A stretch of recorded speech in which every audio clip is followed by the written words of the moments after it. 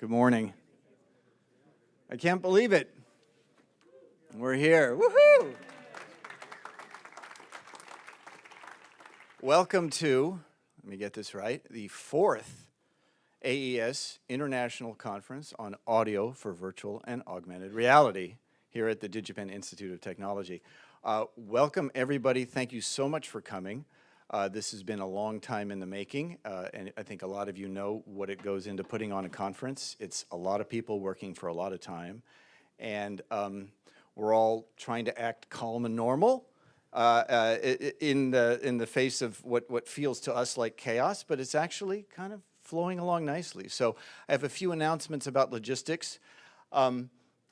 Just so that you all know, in keeping with Washington State's COVID regulations, we strongly recommend that you wear a mask when you're not eating or presenting. So technically optional. I think we're still not quite out of the woods with it yet, so we appreciate your wearing masks when you're not eating or presenting. I want to thank Digipen for hosting this event, and in particular I want to thank all of our sponsors who made this event possible. We have our Platinum sponsor, or I should say our Platinum Plus sponsor, Reality Labs Research at Meta. And they will be conducting demos right across the hall in the room Bernini, and then down the hall in Van Gogh. They actually have 2 demo rooms there of some cool stuff. I'm not going to tell you about it. You just have to go and check it out. Our gold sponsors are Brandenburg Labs and Head Acoustics, and they're right next to Bernini in Rembrandt, in the room right across the hall here. And those are our gold sponsors. They each have amazing demos. I haven't heard Head Acoustics yet, but I heard Brandenburg Labs demo yesterday, and it's just mind-bending. So don't miss the demos. Those are really cool. We have our silver sponsor, Audio Scenic, and they are upstairs on the 2nd floor. I'm going to talk a little bit about what happens on the 2nd floor. There's a part of the conference up there. So Audio Scenic has their exhibition table up there, so please go and see them. And I want to also thank our bronze sponsor, Microsoft. Let's see, the program, I think if you've seen it, it's on some of the monitors in the room here. The program is technically a 2-track conference, so we have papers, oral presentations, going on right next door here in the room Michelangelo, starting at 11:30. And in this room, starting at 11:30, we have the workshops. And we've got an amazing lineup of workshops this year for the conference. So, but you have to choose because you can't bilocate. Well, maybe you can, but I can't. So you'll have to either be in the papers room next door in Michelangelo or in the workshops here. Those start from 11:30 and run till like 6 p.m. or later. Today at 5 o'clock, upstairs are the poster sessions. So we have a lot of them, I think 20. I think we have 20 posters. So those will be from 5 to 7 p.m. upstairs also in the Edison Lab. Just the stairs right here. We have signage to direct you. I think you've all seen in the Bites Cafe and Lounge on this side there, we have coffee and light snacks every morning. My bad, I didn't get it right today. They thought, I told them it was starting at 8:45, and I never told them we switched that to 8 a.m. So starting at 8 a.m. every morning, if you want to get here, hang out in the cafe. You see there's quite a bit of nice food there, fruit and muffins and all kinds of things. At 12 or 12:30 each day, I believe it's 12, we have a 2-hour lunch. That's part of your conference. It's included with your conference registration. It's really nice food, so that'll be during your lunch break. With either track, if you're on the workshops track or the papers track, you'll have over 2 hours to go in and eat lunch. And after that, there will be light snacks served until 4 p.m. Tomorrow night, Tuesday night, is the banquet. It will also be in the Digipen Cafe, the Bites Cafe, and that's also included with your conference registration. There's more people to thank, like the AVAR organizing committee and our volunteers. Our staff of volunteers are wearing the black T-shirts with the AVAR logo so they can answer your questions and help you out. Meta will be doing Reality Labs is doing the HRTF measurement thing. I'm not going to talk about it now because I don't want to run too long, but there's information about that. If you haven't signed up for that, you might want to do that. Meta, as our Reality Labs, is right next door, and you can go across just next door and get your own personal HRTF measured, which is awesome in their anechoic chamber. I think that's it. I'm going to introduce my co-chair, Remi Audfray, engineering manager at Meta Reality Labs, for a few more words. So take it away, Remi. Thank you, Lawrence. And it is my great pleasure to introduce our first keynote speaker of AVAR 2022, and that is Anastasia Devana. Anastasia is an internationally recognized leader in spatial audio design and technology. She works in new immersive mediums like VR, AR, spatial computing, and gets to combine her passions for technology, audio, and innovation. In her role as audio director at Magic Leap, she had built a world-class team, shipping award-winning projects, playing a key role in advancing Magic Leap's spatial audio technology, and also participating in international conferences on the topic of spatial audio. She's then founded Here XR, a spatial audio consulting company, offering services as audio director, developer, consultant, speaker, and educators. One of her more recent projects there was as audio director for Dream, a live theater, virtual theater production with the Royal Shakespeare Company. More recently, Anastasia joined ARIA Research as head of audio experiences. And with that, Anastasia, the floor is yours. Thank you.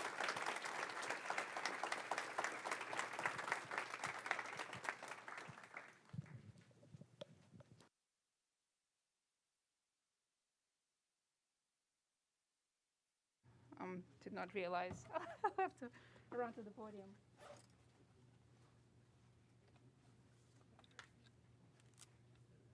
All right, please. This is the part. Do you have sound also? No sound. Okay, great. Yeah. Okay.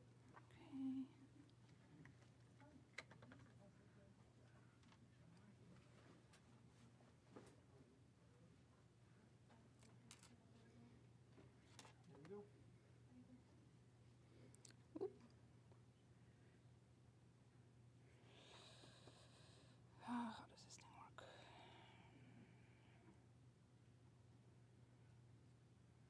Discuss amongst yourselves.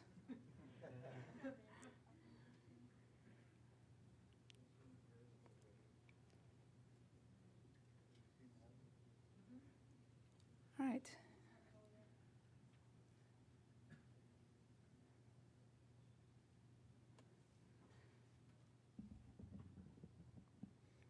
All right, hello everyone. Thank you for coming to my talk.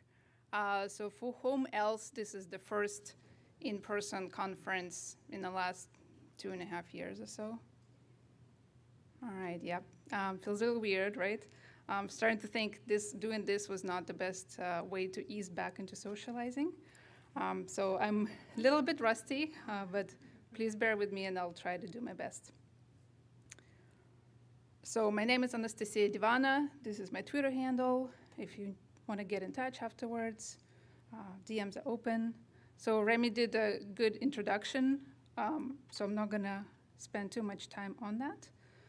But I got into sound for VR around 2015 when Google Cardboard first came out, and I did my first audio work in a VR project for Google Cardboard. And ever since then, I've been, really fascinated with it, and I ended up working at Magic Leap that same year.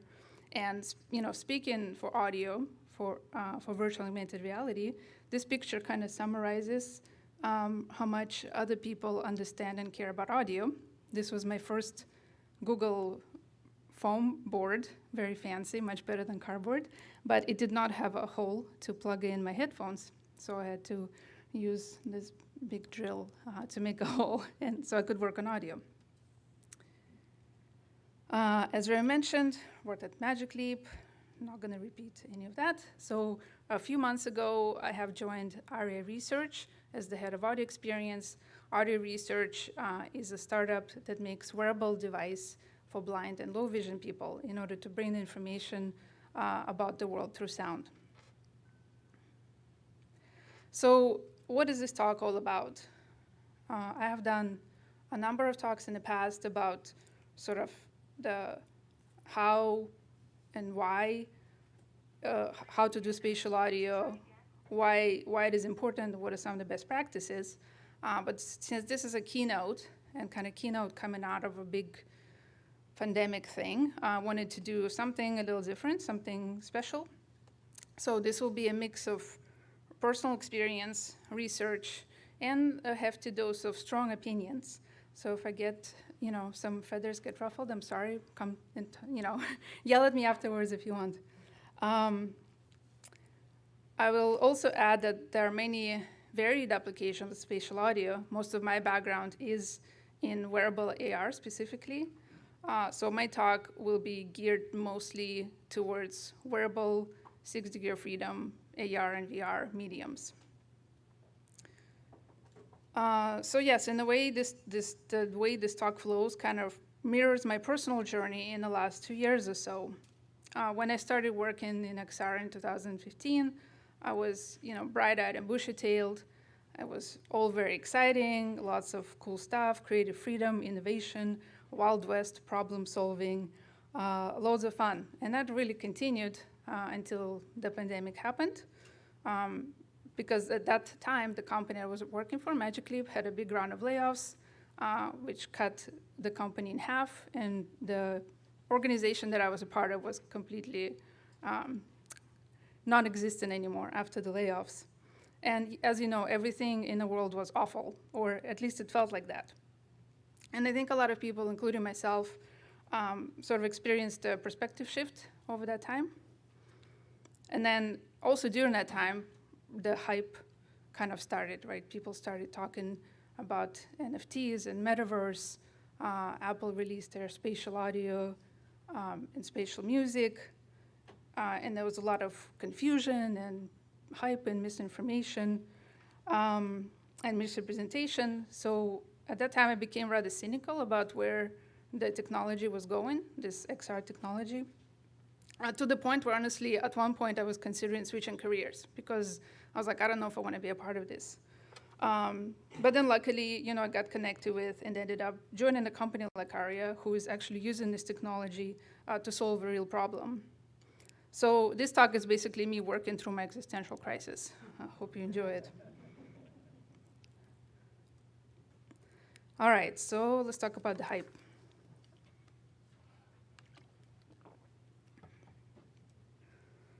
First, let's talk a little bit about Apple spatial audio. So in September 2020, Apple released and announced the spatial audio. In June 21, they released the spatial music. And then Twitter went nuts. That you don't have to read this, it's very small, but basically it says how amazing and life-changing it is, and wow, just spatial audio blew everybody's minds. And spatial audio people like us rejoiced, right? Because they get it now. They understand how cool spatial audio is and how important it is. Yay, right? Of course, there are a few less glowing remarks. People mentioned reduced volume, loss of punch, lead vocals being obscured, but overall it seemed like a great success. And then a year later, Apple made this announcement. More than half of Apple Music listeners using spatial audio, says Apple exec. Now, I don't know how they come up with these numbers, and I didn't have access to the original article this was quoted for. It was paywalled. So I'm just going by sort of a summary. But if you take this at face value, all the people who can listen to spatial music, only half of them are doing it. And in case you don't know, spatial music is actually enabled by default. So half of the people disliked it enough to find out how to turn it off and when I did that. Maybe my interpretation of numbers is incorrect. In that case, I take it all back. So I'm not going to do an audience participation on this one. And if you ask me, I do, I have listened to it. To me, it's a hit and miss. It just depends really on the mix itself. And to be honest, I'm not an audiophile. Seems really strange coming from an audio person. Like, I am an audiophile when I'm working on a personal project. But just when I'm just listening to music in the background, I really don't care about the quality that much. I'm sorry. And I know other people, they just listen to Spotify on their phones. But that's kind of beside the point. It is still great that there is spatial audio out there. I also will say that I think the user experience and the rollout and the messaging maybe was a little clunky. I still get confused of like how to turn it on and turn it off for different apps. For example, I do turn it off for video because I don't just sit there looking at my phone when I'm watching videos. I usually do that because I want to, learn something new while I'm doing something else, and it feels weird when audio kind of moves all around you. But again, beside the point, personal opinion. Overall, I think it was a really bold move of them to do it, and obviously a massive investment into spatial audio. I can also see why they did that if they're pursuing a greater strategy in XR. But overall, yes, I applaud that. I think it's good for us because all of a sudden, all these people got this massive exposure to spatial audio. Not to mention that AirPods are now the most ubiquitous head tracking hardware out there, consumer head tracking hardware that lots of people own. So that's exciting. I think jury is out whether it will stick or not, where people will think, oh, it's a gimmick, or they will end up enjoying it and continue to listen. But I think either way will affect the perception of what spatial audio is, and it will affect all of us. So it's good to keep an eye on that.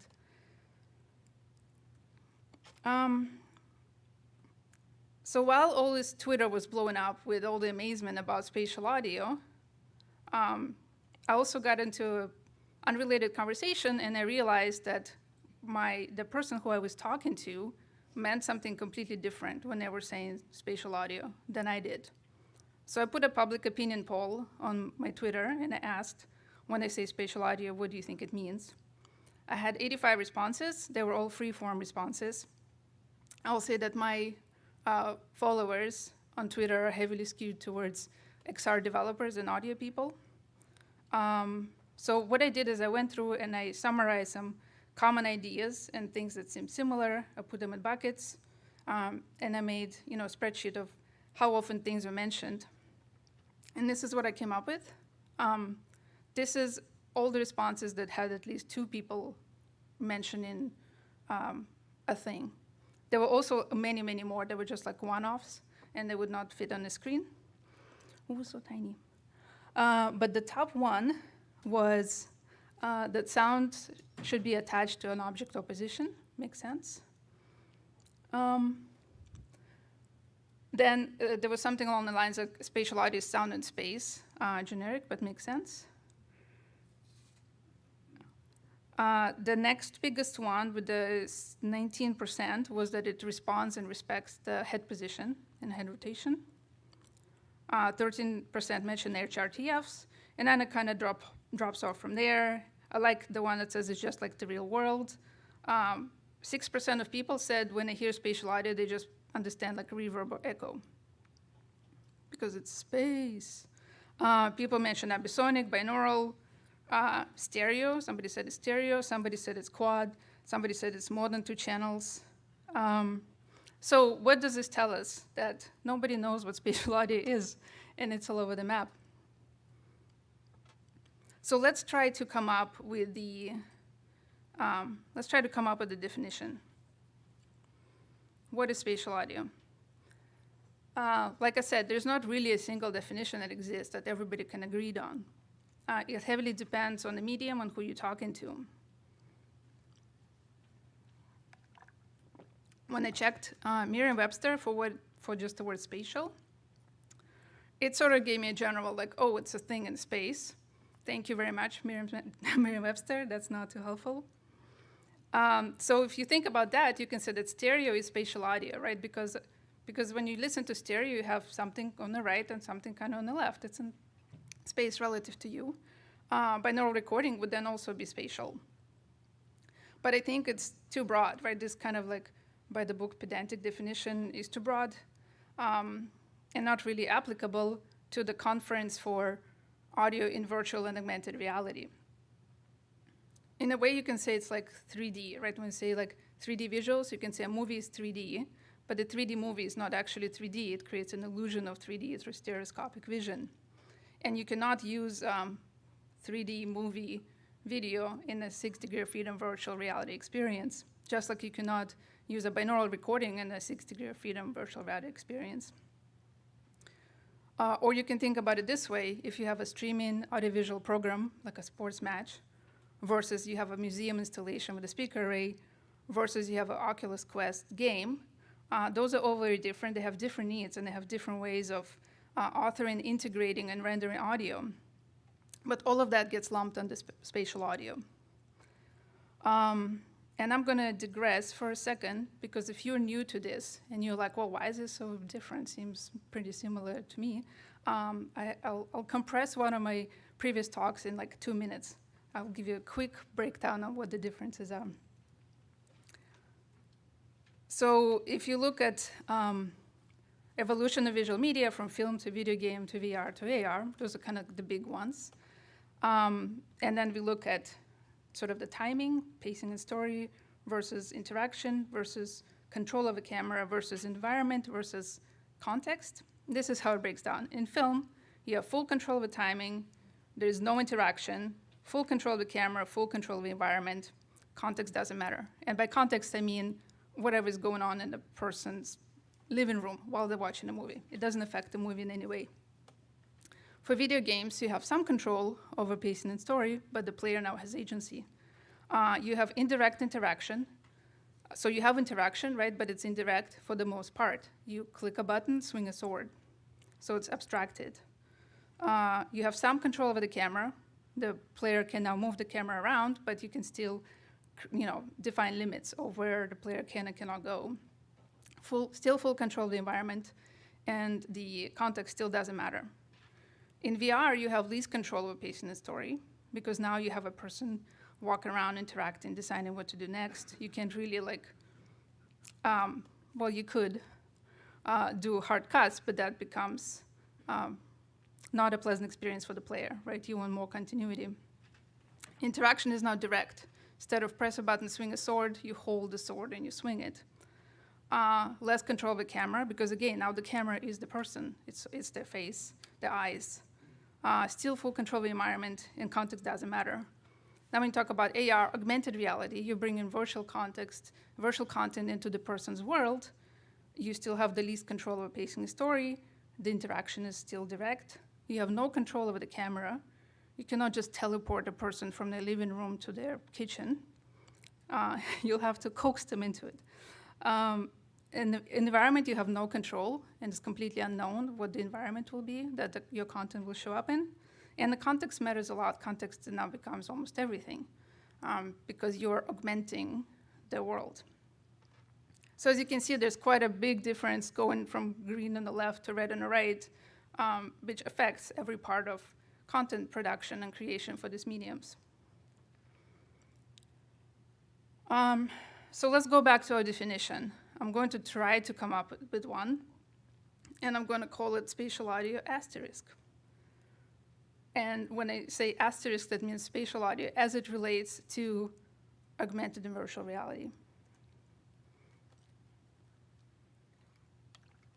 So let's look at what are some of the characteristics that spatial audio should have.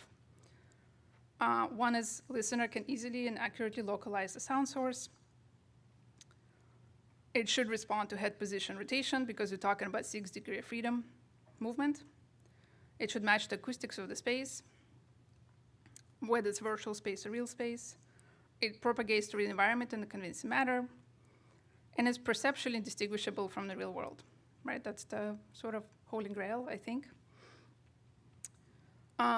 Note that it doesn't specify any technology. It doesn't say HRTF or VBAP or wave simulation, because that doesn't matter what the technology is. It should do all these things, I think. And I know it's not an actual definition. So if somebody wants to write a thesis, right, here's a free idea for you. I will give you more thesis ideas throughout this talk. And then we can look at a bit more of a layperson definition. This came out of an online discussion of how would you describe spatial audio for your grandmother. And Kevin Boland of Skywalker Sound had one that I thought was pretty close to what I thought. So I took it, plagiarized it and tweaked it a little bit, and made my own on the basis of that. So spatial audio asterisk convinces you that the sounds are coming from the real world around you and not from your headphones or speakers, and continuously adapts to the changes in the world and your movement through it. So in other words, it creates the illusion of non-mediation, which is what the VR visuals have been trying to achieve for a long time, meaning that delivery medium disappears and the brain completely accepts what they hear as real. Of course, this is still not a scientific definition, so the thesis offer is still on the table. Now, what do we do with this asterisk? Good question. We either have to separate spatial audio from some other kind of audio, spatial audio versus 3D audio, for example, or we have to start adding qualifiers to the word spatial audio, maybe allocentric versus egocentric, or user scale versus world scale, or maybe true spatial audio, or the readout for a 6th off. I don't know. Please write that thesis and let us know. But also, why am I spending so much time on it? Why does it matter? Well, if you work in audio, which I think most of you do, you understand that people just don't understand it, don't get it, don't get audio. First of all, our hearing is not as precise as our vision, so you need to kind of train and be an expert listener to even hear the subtle differences in what we're doing. And then we don't even have a common language to talk about sound, even amongst audio professionals. If you think about it, if an art director tells an artist to go draw a blue square, a dust baby blue square, they will go and do that. Now, when an audio director asks a sound designer to make a sound for that square, how do they describe it, right? They will show a reference, or they'll make some mouth noises, but we don't have really an agreed upon vocabulary to describe that sound that they want. And if you need any more convincing that people don't understand audio at all, here's a wonderful chart. I really love it. It's basically a chart of a game production workflow from pre-production all the way to release. And you don't need to see the details, but I will assure you that it's highly detailed. You can zoom in. You can see every discipline, art and design and programming and animation, what they do and what they do in each exact stage of the process and who does what. They even have like several artists broken down, but like artist 1 does this and artist 2 does that. And guess what is not on here? Or who is not on here? Which team? No audio. So I zoomed and I looked around. I did find 2 mentions of sound effects towards kind of the end around here, where it says something like implement placeholder sound effects and kind of like final sound effects. So basically, sound effects just show up, from the ether. They just materialize and you put them in. So my point is, people don't understand audio so much that they just forget that it exists. And the only way not to become cynical about it is actually just fully embrace the fact and realize that you wield an enormous power, you do this black magic, and you can affect people in different ways, and they won't even realize it. Now, if you keep that in mind, there are developers who work on XR experiences, right? They're creating VR and AR experiences. And by now, they've heard about spatial audio, then they need it, they need to use it.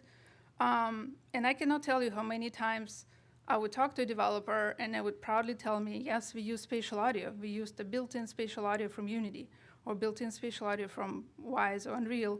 And I feel really sad when I have to tell them neither of those engines have built-in spatial audio, the kind that you need for a VR experience.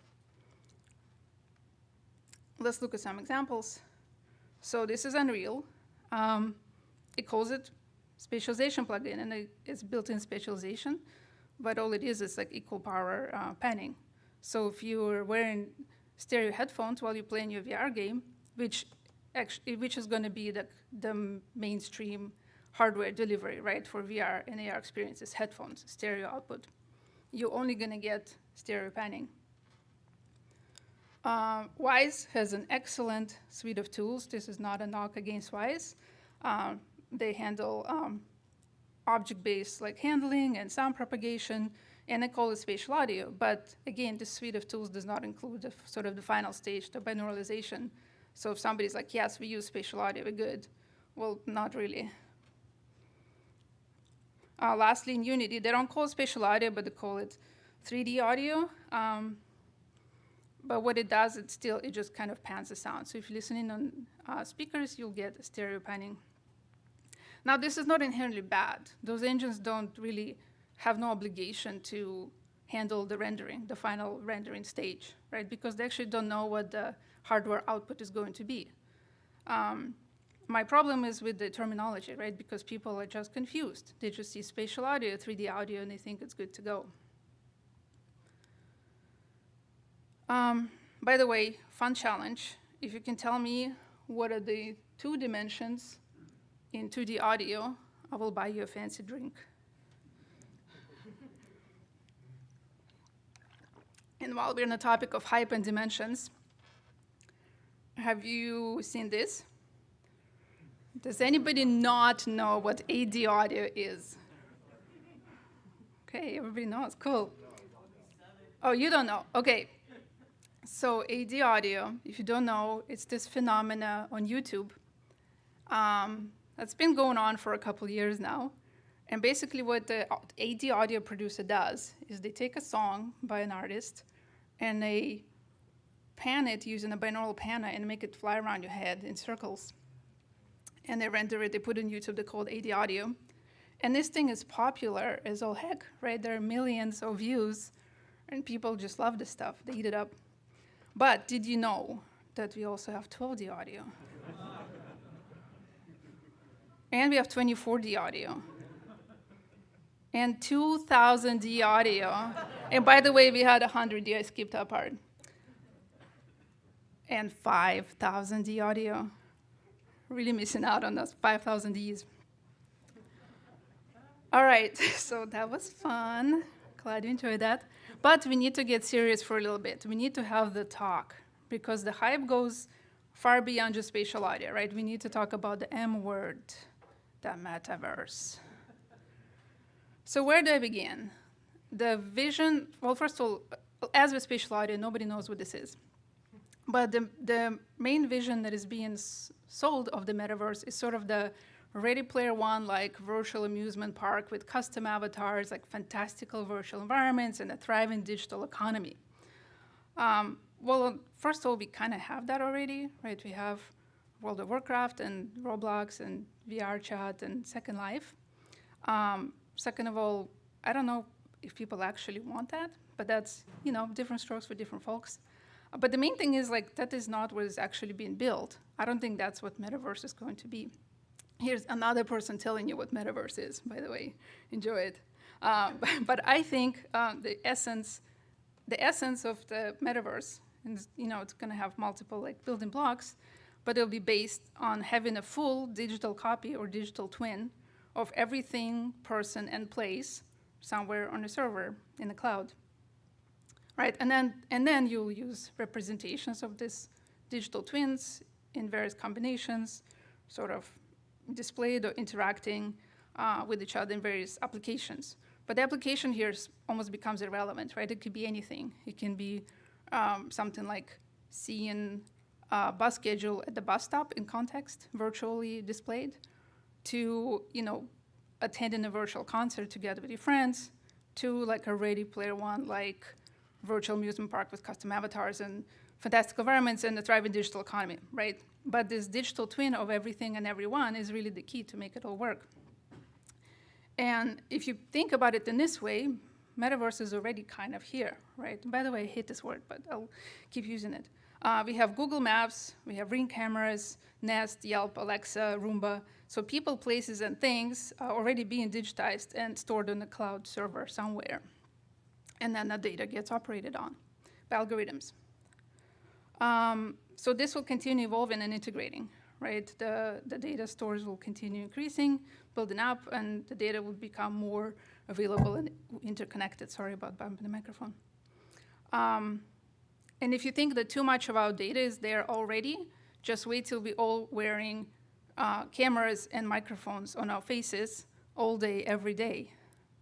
That means that the device can actually see and hear what you're seeing and hearing all day, every day. Plus, it can also see exactly what you're looking at because it has eye tracking. And if you don't know how much information you can get about a person from just eye tracking, I suggest you look it up and get terrified. And to put it bluntly, you know, some of the major players working on the metaverse do not exactly have the cleanest track record, right, of handling user data or being ethical or making ethical decisions. But they assure us that of the good intentions, so it's probably going to be fine. Whew, you know, glad we got that out of the way. Add to that the fact that the algorithms that will be operating on these digital twins of real people, places, and things tend to be as biased as the data that you put in, and data is biased. So once you put all that together, this should actually give everyone a serious pause. Unfortunately, we're not having an honest discussion about this and what this means and what the implications are.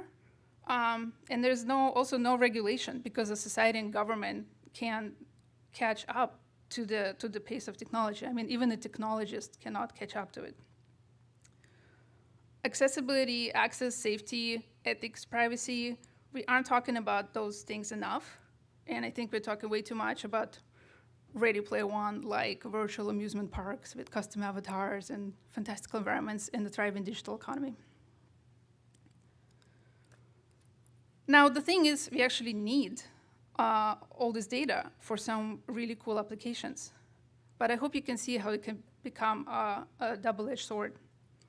It can go badly in a million of ways. But there are also a million of ways we can use this technology to improve people's lives and to improve society. However, there's a difference between the very badly and very goodly, is that the former actually requires intention and sustained effort to get there. If we just let things kind of take their course, it's not going to end well. So let's turn to the hope now. We've turned the tide, talked about all the doom and gloom, and let's look at all the good things we can do with XR. First of all, we need to think, why are we even doing this, right? Technology for the sake of technology can be really fun and exhilarating. You're innovating, you're doing cool stuff, but ultimately it's meaningless, right? If you're not thinking about how this will be applied. What problems are we actually trying to solve? What do people want? What do they need? So we know that people want to be entertained and stimulated with new ideas and experiences. They want to connect with others in meaningful ways. So the arts, games, and entertainment and social applications are fairly self-evident. But that's not all there is to it. People also want to enhance themselves. They want to be better, smarter, healthier, more relaxed. They want their lives to be more convenient. They want equal and fair access and opportunities. So let's just look at some categories of applications that can help with that. So first, let's look at healthcare and wellness. We have applications in therapy, like exposure therapy. You know, if you're afraid of spiders, you can look at them in VR. Isn't that cool? There's reminiscence therapy for dementia patients, treatments for PTSD. It's physical therapy, where the device is measuring and responding to performance, for example. You can do gamification to make physical therapy or exercise more fun. In this image, there is an example of VR-enabled physical therapy. There's also rehabilitation applications. So rehabilitation after stroke, for example, or spinal surgery, where the person is walking on a treadmill in a sort of suspended harness, but they're seeing their body move, and that strengthens those connections in the brain. Pain management, and this one is interesting because it can use both disembodiment, where you don't see the body and your pain level reduces, and also embodiment to treat sort of phantom limb pain. Exercise, the most popular VR title on Steam, I think, is still Beat Saber. So that works out great. There's other ones like Supernatural. There's also like outdoor AR games like Pokemon. People were actually walking, right, and getting their steps in while they were playing it. Meditation and stress reduction techniques. There's more. Let's look at education. So from cells, molecules, and particles to standing on the surface of the moon, to seeing magnetic fields, XR can make invisible, observable, and interactable, and it can put you in a place where you would never be able to be yourself, to get there yourself. You can still be yourself. You can always be yourself. So if you look at the research of VR for education, there are a couple of outlier studies that don't show a good benefit, but the systematic review showed a significant overall benefit to VR education. You get better educational outcomes, improved engagement, improved motivation, increase in positive emotions, better information recall. Now, the interesting thing about information recall, specifically memorization, that it is context dependent, right? So we need to think about the context dependency, meaning that if you learn something, you memorize something in one environment, you're going to be less likely to remember it when the environment changes. So with that in mind, things that require memorization might be better suited for AR, for example, where you're not putting the person completely foreign environment. And I think in general, because all the content will lie on the continuum of virtuality from a tiny little icon in the corner of your field to your entire world being obscured by virtual content and virtual sound. For serious applications like this, we really need to look at which content is actually essential to be virtualized and only virtualize as much or as little as necessary to achieve the desired effect. Let's look at training, right? There's skill training. So things that may be logistically difficult, like maintenance on some large equipment. Also surgery, training in surgery. First responders training, so you can simulate a dangerous situation, like going into a burning house or something like that. And then here, audio becomes also very important because, you know, during a fire, there's all kinds of noises going on, and the fire roars and the things that crash in. So you don't want to simulate that without the appropriate sound, because once the firefighter gets into the real life environment, they'll be completely taken aback, right, by the sound. As we know, it like can influence us and makes us startled and emotional, and makes us forget what we learned. Athletics and general other performance. So you can do everything from sonification of movement to improve the mechanics, to assisting with pre-game visualization, for example. Soft skills training, those can be used in workplace. There's also an interesting use case where there's a coffee shop in Florida, and it hires only neurodivergent people, but they do all-day training in VR to sort of help like practice their soft skills and treat it in talking with customers. Empathy in nursing and medicine, and much more. Now, other uncategorized applications. So contextual information, and we already have some of that, like I said, Google Maps, right? That is contextual information. They even have Google Maps AR now. I've had it for a while, where you can use your phone and it will tell you exactly where to go. But yes, it can be used for navigation. It can be used for city services. Like if you've ever seen those spray painted things on the ground where some person comes out before the big dig and marks where the sewage lines are and electrical lines are. Well, if that information exists, it can just be displayed through some AR glasses. Public transportation, like I said, seeing a bus schedule at a bus stop. IoT integration, like I had this amazing idea for a personal project where I would put a moisture meter into my plants, and then would wear my magic leap, and it would show me exactly which plants need to be watered. I never did that, but would be cool. Augmented spaces, like art galleries. Travel, you can do guided tours or visiting other places in VR that you would not be able to get to. Design and construction is pretty obvious. That's one of the big ones that's being used right now. Sonification in general, I think sonification is going to be, bigger and bigger because there's a lot of opportunity there, like data sonification, movement sonification for therapy, things like that. Accessibility and assistive technology. This is what ARIA research is doing, right? Because we have the device that can see and hear everything, and you wear it on your head 24/7. Well, it seems an obvious move to start using that as a sensory substitution or sensory augmentation. All right, so you probably at this point you're going like, okay, I thought this was a spatial audio talk, and you thought right, because I am now going to talk about how sound fits into all of this and why it's so important. So why spatial audio? Probably most of you know this, so I'll go a little bit quick, just about why audio is a good choice of medium. So field of hearing, if you will, is bigger than field of view. We can hear all around us in 360 degrees. Hearing is better at temporal discrimination, so we can discriminate between two sounds that are very close together. So our refresh rate sort of for audio processing is faster than for visuals.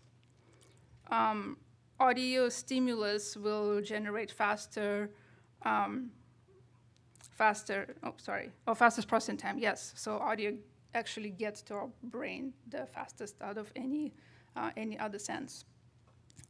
And then fastest reaction speed.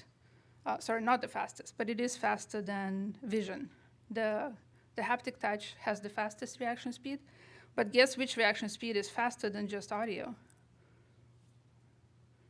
Audio and visual combined together, and it will be kind of a big theme for the next couple of slides. So when you get an audio and visual stimulus together, you will have faster reaction speed to it than just audio, just visuals.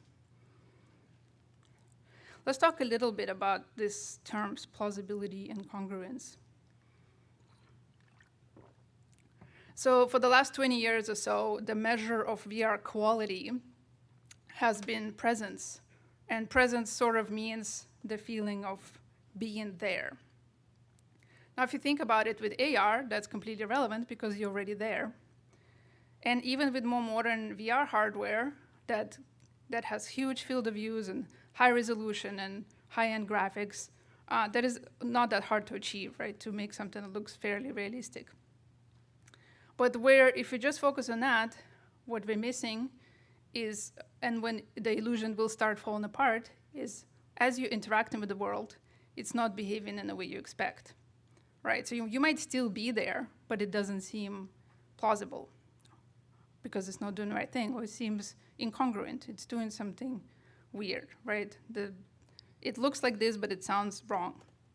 Like, for example, if my favorite prop for all my talks, this bottle looks pretty good to me, right? But if it was in VR and if I dropped it and it made no sound, that would be incongruent. Or if it made the wrong sound. And then my brain goes, something is wrong. I'm probably sick. I'm going to go throw up. That's how body reacts, I think. So how does it work, right? We all have these little computers in our heads. Let's just call them computers. And we have all these inputs, right? We're multisensory beings. We have vision, sight, smell, touch, etc.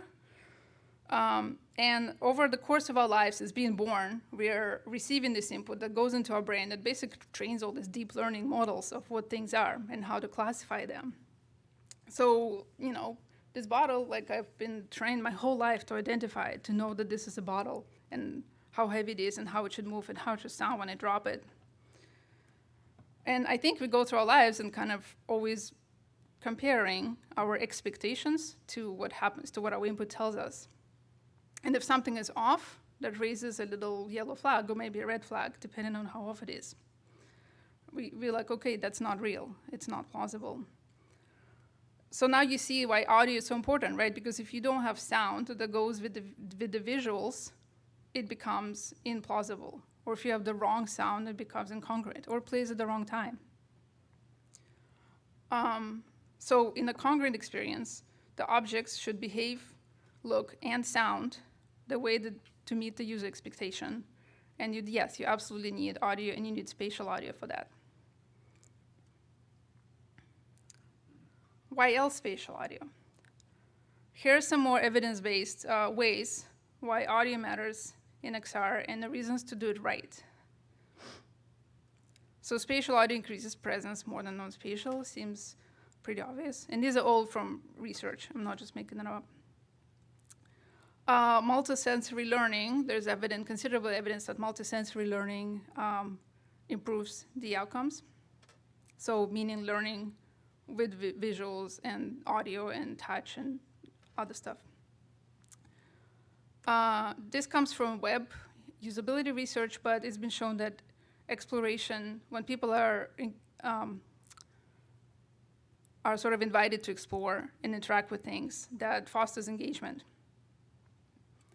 And when engaged, they want to spend more time on it, and they, let's say if it's education, they're going to be engaged with the material, and they're going to retain it better.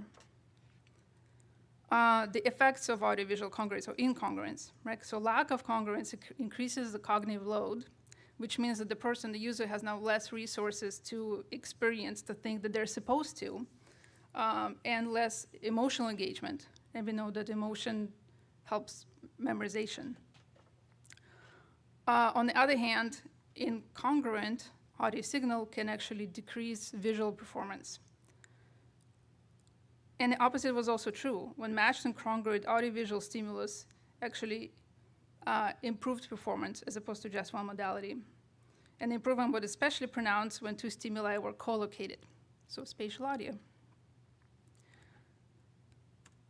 Emotional engagement.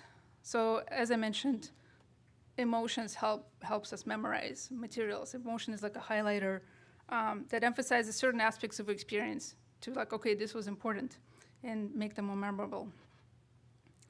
And finally, why we needed spatial audio or sound. Sound, we needed to kind of perform its earliest task, right? Because it's basically the earliest form of human communication and connection. We need the sound to tell stories. Of course, this is not unique to AR/VR, but I felt it bears repeating. Sound can be the carrier of that meaning and that human connection. And it can make an experience compelling, memorable, and engaging. Sound has that power. Remember the black magic thing that we can do and nobody knows about? All right, so what's next? Now that you're all hopeful and excited, we went past the doom and gloom, and you're like, what can I do? How can I participate in this beautiful metaverse of tomorrow? Here are some suggestions to consider. If you're not a designer, be bold early on. That should be a mantra. If you remember my little handy-dandy table of going from film to all the way to AR, you saw how big the differences are. So audio cannot just be a post-production process on these projects. Like I said, it is just harder, right? It's just harder. We don't know what we're doing still after some number of years. And every project you're going to work on is going to be different. It's going to be new, and you're going to need time to experiment. So yes, being early from the beginning is ideal. Focus on the user experience. So actually, I'll admit that I used to have very little interest in UX, user experience, because I used to equate it with UI, user interface. And now I was suddenly thrust into being responsible for the UX, audio UX on Magic Leap 1, where I got to work with Ben Bird from Skywalker Sound and Bill, oh my gosh, Bill Rudolph, thank you. And I gained a whole new appreciation of the amount of work and thought that goes into it. And if you really think about it, everything we do in AR and VR is quite literally direct first-person user experience, right? It's not just the abstraction of user experience. They're actually experiencing through their senses, eyeballs and ear holes. So if you have a wrong sound or bad sound, if you hear it from your TV speakers or from your phone speaker, you're like, okay, that was bad, gross. But when you hear it like it's coming from your world, it feels a lot more offensive and violating. So think of everything you do as the user experience, and think about your user, and be empathetic to them and be gentle with them. Make something new. So it's cool to port existing types of content to XR, and that's how we learn what works and what doesn't work. But this medium gives us all these different opportunities, right? It's a different medium. So if you just port stuff, you're not taking advantage of all the creativity that you can use, right? So be creative. Try to make something that you would never be able to do in other medium, or that the person would never be able to experience otherwise. Experiment, and not just with the content, but with your techniques. If you come in from film, some of the techniques used in film will still work, but a lot of them won't. And some of them you'll have to readapt to the new medium. At the same time, if you think, oh, I'm just going to put spatial audio plugin and everything and call the job done, that's also not true. Because now you have two new dimensions to work with.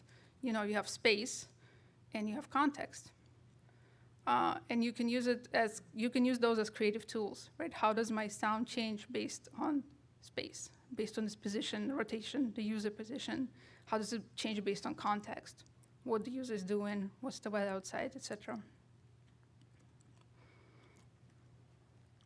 Ooh, it's closed. Now, if you're a researcher or product developer, I'm sorry to say, but we need a better wheel. Actually, we just need, let's backtrack. We need a wheel. Now, this is a funny thing with HRTF algorithms, right? Half of you probably wrote one as your thesis. So now everybody's like, oh, HRTF algorithms are just a commodity. Everybody has like 5 of them in your garage. Well, it's not true. In 2022, when people ask me what plugin they should use, I still cannot wholeheartedly recommend one because it doesn't meet my humble 6-point request for what a plugin should do. It should just work. Right, don't make me jump through hoops to get it to go. It should be supported and have regular updates. It should be cross-platform. It should work on every device that can do AR and XR and in every engine. Okay, not every engine, but the most popular ones. It should be performant on a mobile device and low power. It should not be clever. Don't do anything like, follow the conventions because we have them. And I mean like kind of game audio engine conventions. And lastly, like just make it sound decent. There are several plugins out there who sort of meet some of these, but there's not a single one who meets all of these requirements. So hopefully we have takers in the room. And once we have a wheel, then we'll need a better wheel. And a better wheel is there's still some areas that are not well addressed by the sort of standard HRTF binauralization plugins. Spatialization below the parallel, right below the waist, near field sounds, real-time dynamic sound propagation that can work on a mobile device in real time, sounds for non-point sources, acoustics of a dynamic space that can also be, respected in real time on a mobile device, not on the cloud. Cloud is cool, but it doesn't really help when you're working with ever-changing, constantly changing environment. The other big one is physical modeling. Please stick around for the panel that's coming up, but that is a need that will become rapidly greater as we create more content in XR. And I'm not talking about a model and a guitar string. No, I'm talking about a framework for modeling every sound of everything, right? What are the parameters we need to describe an object and then model the sound of it when it's interacting with? Hardware acceleration. So now if you think about what I requested for the better wheel and the physical modeling, that's a ton of compute, right? Ton of computation. So why do the graphics people get to have all the fun with the CUDA cores? Why cannot we have a spatialized audio processing unit that will be blazing fast at performing those operations? I think we should. This is the opinion part. Augmented audio in general, both additive and subtractive. So we need better new solutions for non-occluding yet private audio that doesn't leak. We need smart and selective noise cancellation. And non-occluding noise cancellation as well. This is some thesis ideas. We need more research into this plausibility and congruence, especially as it relates to audio. How does bad or good audio affect it? How does it affect the perception of plausibility? In turn, how does it affect cognitive load, engagement, etc. And then in turn, how does that affect outcomes or whatever it is we're trying to do, whether it's education or training, etc. Because we just need to prove to people that they need audio. That's why I'm asking for it. Computer hearing, so scene understanding, scene description, object recognition, object tracking, and also I think the untapped area here is kind of cross-modal computer sensing, let's just say, fusing the visual and audio input to create better models.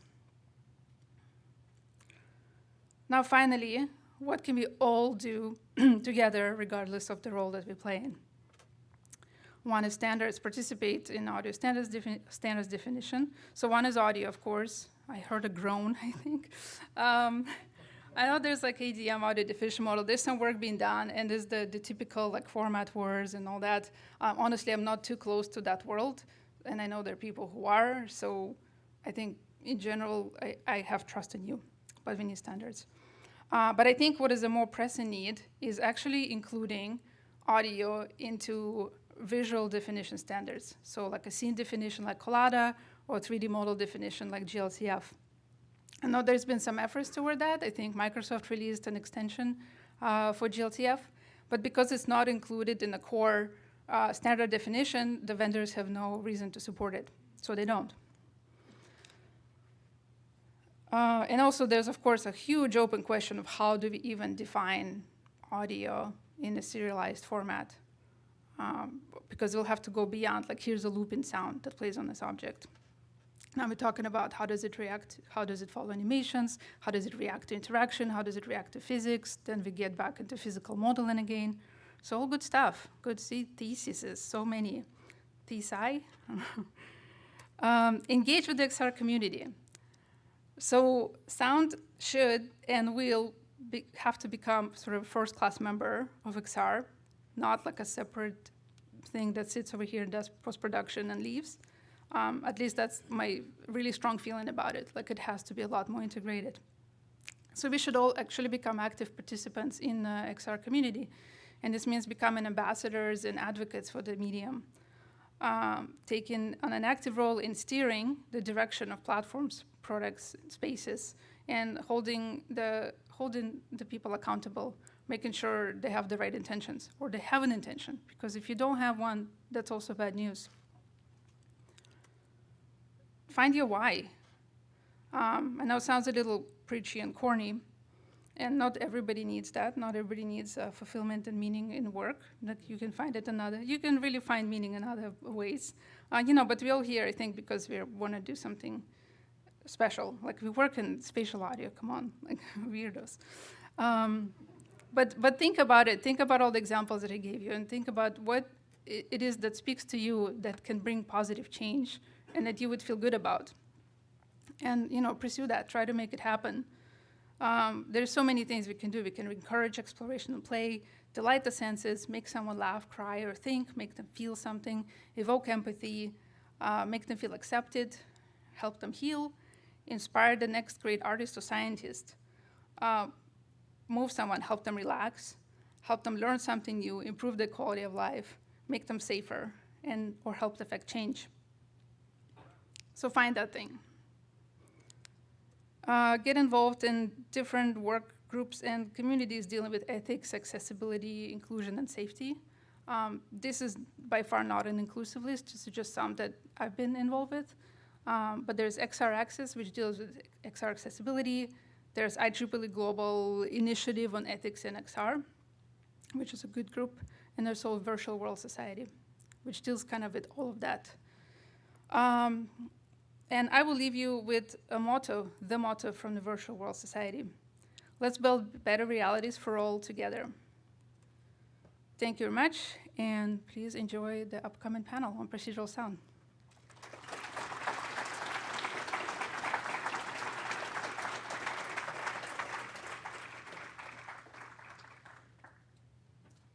Thank you, Anastasia. Do we have, I know we're running a little behind, but we're going to be able to make it up in the break. Do we have time for a little bit of QA? Dan, are we set up for that? So if you have questions for Anastasia, we'll maybe do this for 5 minutes or so. Sure. Just line up at the two mics here. We have one right here and one right here. We'd love to get some questions. That was a really fabulous talk. Thank you so much. Stimulating. Got things running through my mind, but I didn't prep any questions myself. So some brave soul now. Step up to one of these mics if you have any questions. Does anybody have one? I know we just sprang this on you off the top. They're just blown away. Yeah, they're speechless. They're speechless, right? And it all sounds so real. It sounds like we're actually here, and it's quite plausible. Yeah, we should have prepped you for this and told you. Here we go. A question. This is, we have a step up to the mic, if you would. Thank you.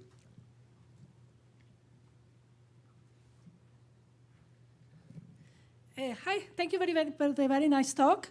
I was just curious, you talked about congruency. And in movies, you can have the ventriloquism effect that you don't need the sound to come precisely where the image is. What about in VR? Do you think we need this precise congruency, or Yes. And I just speak from experience. Once you put the device on and you see the thing moving in front of you and you can get really close to it and expect it and it doesn't make a sound or makes the wrong sound, you immediately can tell. Yeah, but what about, does it need to be extremely precise, location-wise? Or can we have a bit of a discrepancy like in movies? I mean, it depends on if the user can get around, is encouraged to explore and get close to it, and they're like, oh, it's actually not in the right place, then yes, you need it to be precise. It depends on the medium a little bit, right? If it's in VR and they can't get to it, if it's something further away, you have a little bit more leeway. But if it's something in your space that you can get like this close, the sort of angular resolution becomes bigger, right, of your discrepancy. So yes, in general, yes, it needs to be precise. Okay, thank you. Mm-hmm. And we had another gentleman had a question right there. You can, and if anybody else has one, you can just go ahead and line up at either mic. So I was just wondering, do you think it is more likely that we will get a dedicated audio processing unit or that people will share the graphics cards? You're asking the wrong person. I honestly don't know. I don't know if the graphics cards are optimized in the right way to do what the audio will need. But yeah, I'm not a hardware person. I have no clue. There's a lot of potential in the graphics processing, so doing parallel processing on the graphics cards, I think. It's maybe a solution there. Yeah, maybe. You want to do that? You want to take that one on? Maybe someone else. Just ideas. Yeah, great. All right, we have another question here on this side. Yeah, hey, that was great. Thank you. My question is more related to, for sound designers, I guess, there's kind of a transformation that needs to happen from the practice, let's say, from linear media, like movies, into something, as you said, where the user is the camera, basically, right? So the way of thinking has to be different. But do you see much, like how informed or like the methodologies are being developed?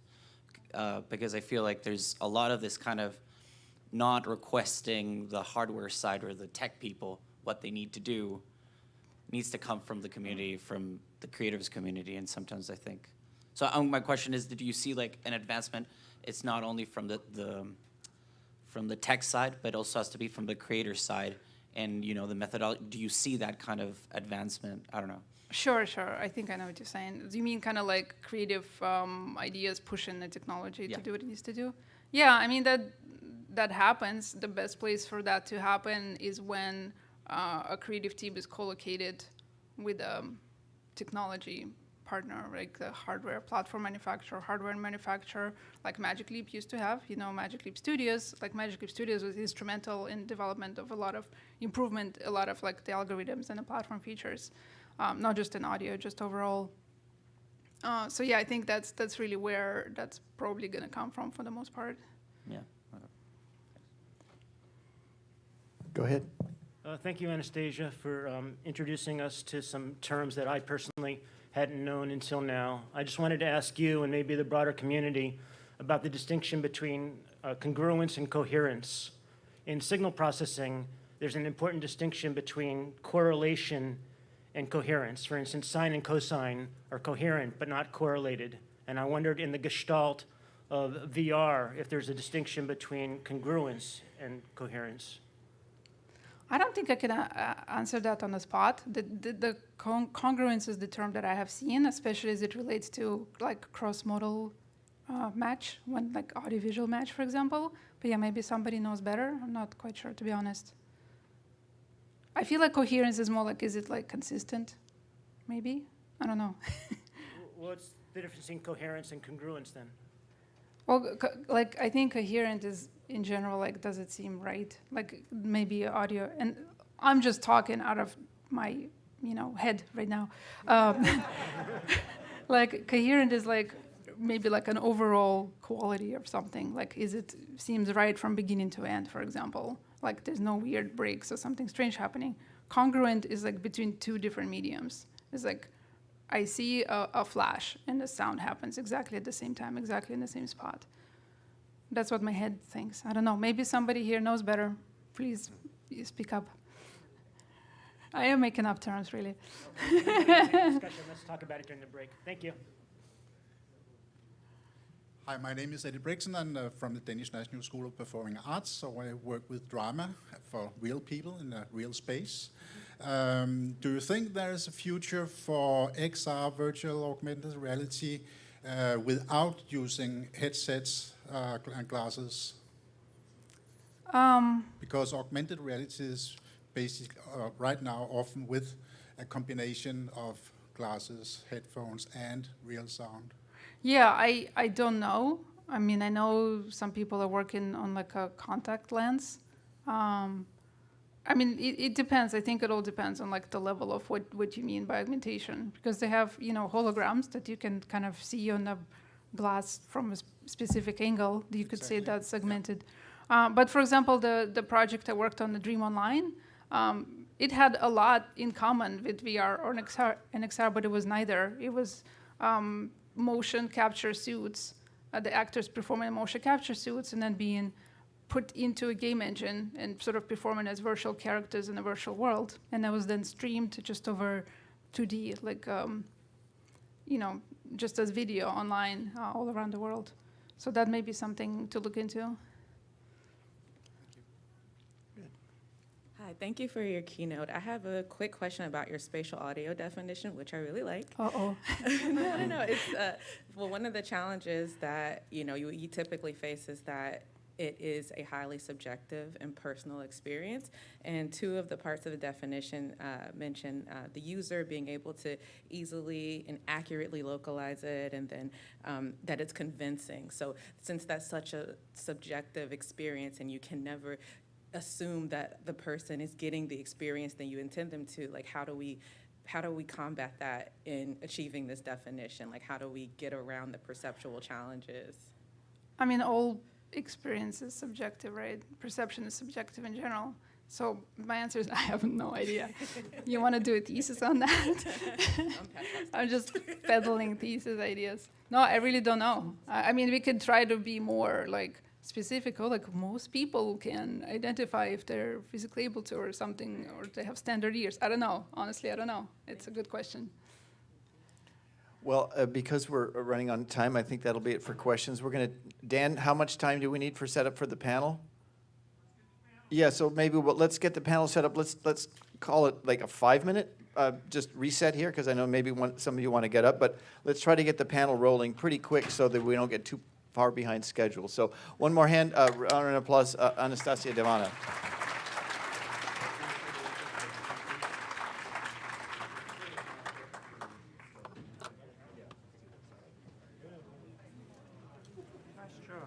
Thank you.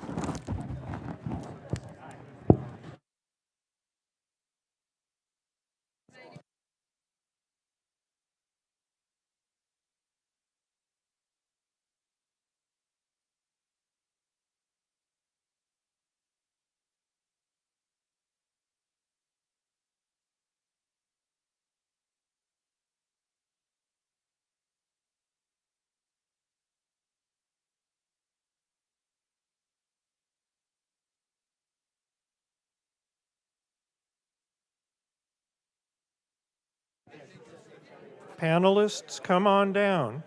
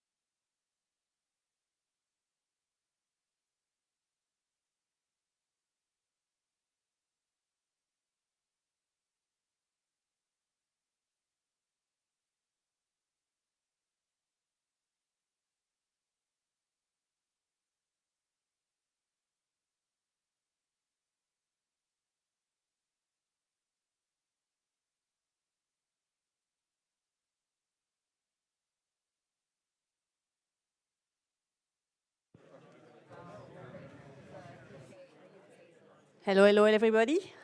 If you're ready, we are going to have our first panel discussion. And I'm Veronique Larcher. I'm fortunate to be co-chairing together with Agnieszka Roginska the workshops for this AVAR conference. Our first panel will be chaired by Jean-Marc Jotte, whom I will briefly introduce. Jean-Marc recently joined the leadership team of Sonic Cloud, a comprehensive audio personalization software solution integrated in consumer devices and platforms to enhance hearing. Previously, he headed the development of innovative audio processing technologies for virtual and augmented reality, gaming, broadcast, cinema, and production with Magic Leap, Creative, DDS, and Isotope. Before relocating to California in the late 90s, he conducted research at IRCAM in Paris, where he created the SPAT software library for immersive music creation and performance. He is a fellow of the AES and author of numerous papers on spatial audio and audio signal processing. Jean-Marc, let's hear it for the procedural sound synthesis for AR/VR panel discussion. Thank you, Veronique. You can all hear me. Thank you for this introduction, and thank you, Anastasia, for this great talk. That's a perfect introduction for this panel. So you see us behind here. We're laid out in the same way as on the slide. We managed that. So I'm going to just give a few words of introduction on to set up the context for this panel. And we had a perfect introduction where if we imagine that we have this virtual scene representation, it could be a game, it could be an augmented reality application, and there are going to be two things that need to happen before we can hear the sound. In many cases, the sound will need to be generated from nothing because it won't be captured in real time with a microphone and streamed to the application.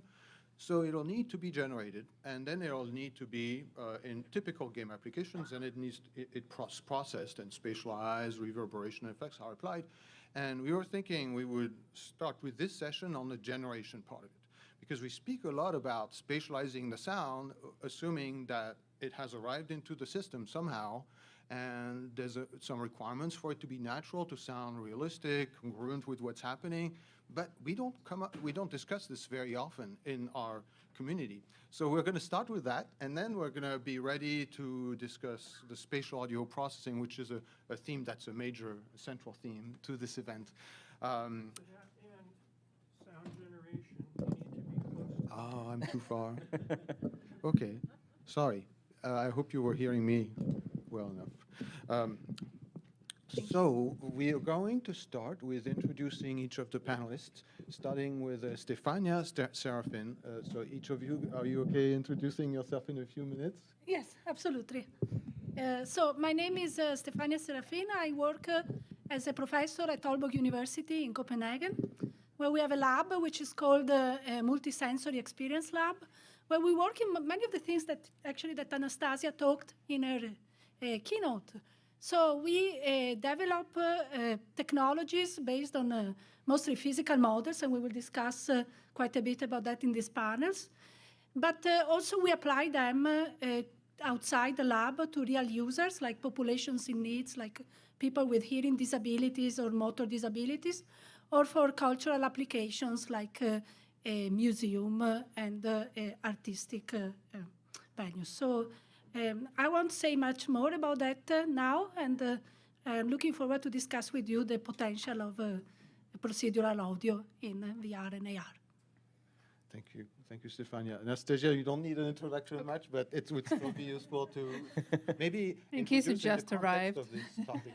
Yeah. Yes, again, my name is Anastasia Devana. I work as a head of audio experience at ARIA Research, and this will be the part that's relevant to the topic of this panel, because I'm just trying to turn the entire world into sound.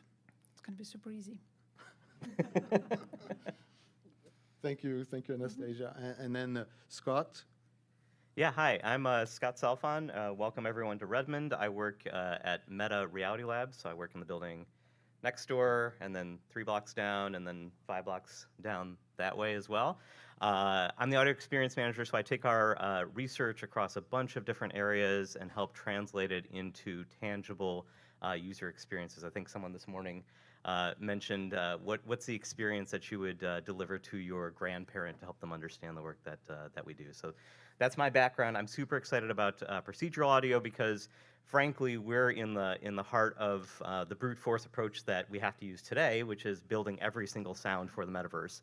And we're always looking for what are the ways that we can solve this more at scale and make it so that, and democratize it and make it so that people don't need to have a professional sound designer to create every single sound in the metaverse. There's always going to be a place for curated, high quality sound, but what are the ways that we can make it easier for everything to make the sound that you would just expect it to make out of the gate? So glad to be here and glad to be able to talk about this. Thank you, Scott.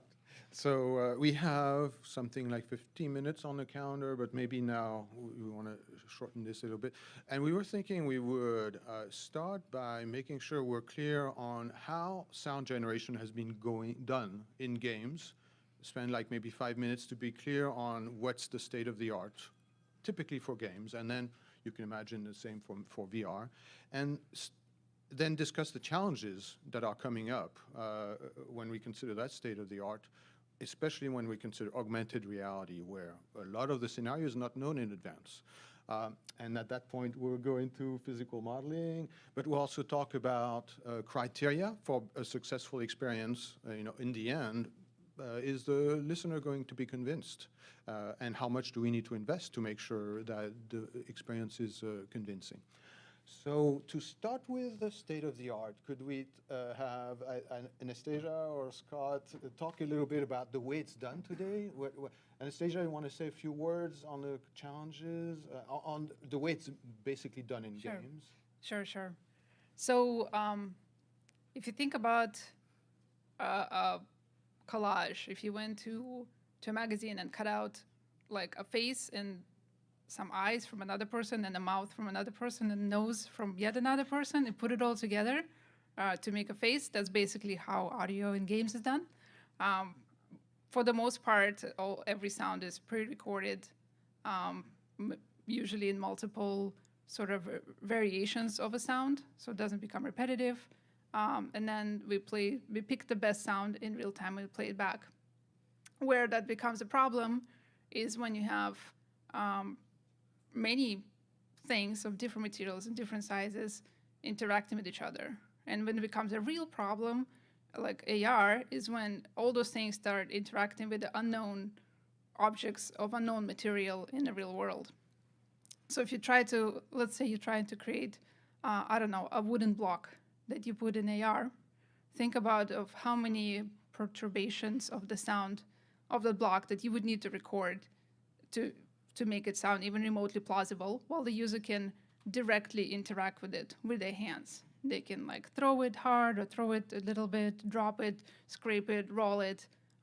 That's not like video games. If you remember my hand today on the table, in video games the interaction is indirect, right? So you can limit of how many things a person can do with this wooden block. But in AR, VR, they can do whatever the heck they want because they're just using their hands. Anything else you want to add to this?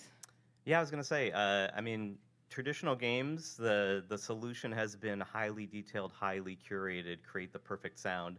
Like Anastasia mentioned, that perfect sound falls apart pretty quickly if you make this amazing gunshot, or sorry, I always try to go for less violent examples. If you made the perfect sound of a dog, a puppy barking for you, now that puppy is going to bark 100 times over the course of a minute. What do? You need to make 100 variations? No, you parameterize it. You create different variations of filter, pitch, volume, and so on. Great, okay.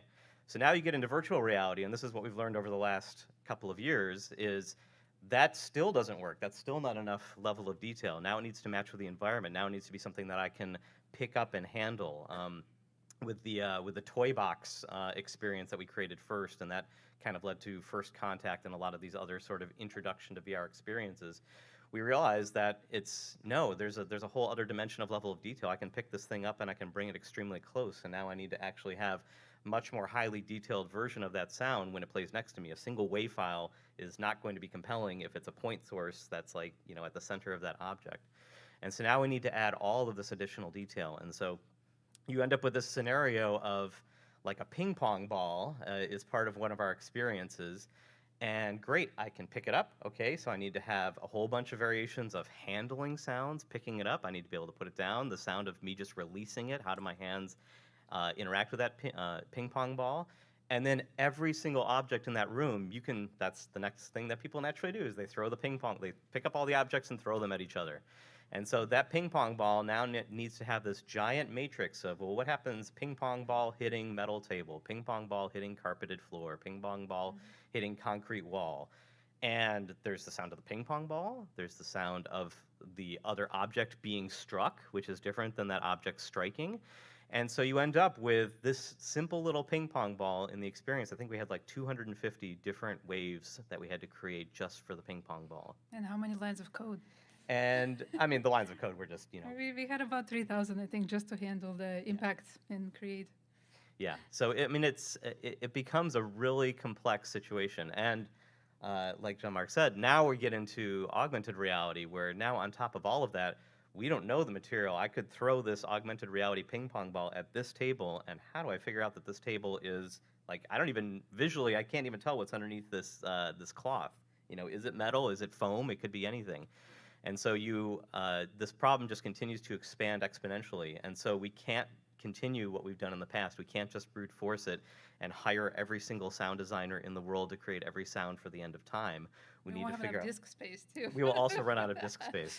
And so we need to have solutions that allow us to become more agile, more algorithmic, and more, especially in the metaverse, people can create anything. And even if you make the perfect sound today, someone's going to create, like a puppy that sounds like a kitten or something, and like, what sound is that? We need to drive towards a future of like audio Dolly. Like I would love to be able to say, what is the sound of an elephant playing a double bass, in the bathroom, like, and have it just automatically figure out what the result is. It's a crazy example. I don't know why I came up with that one. I like it. But yeah, so hopefully that sets the context a little bit of what the incentive is from the game's perspective. Because if we don't solve this, we just run out of time and we can't create every sound, and you end up with incomplete or placeholder or missing sounds that just don't match.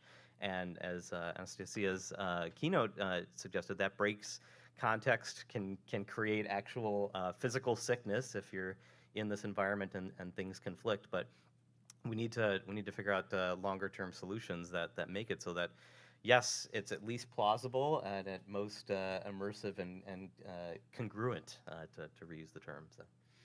Thank you both. Yeah, this is a great way for us to set up the context for this. And we're going to go to Stefania now.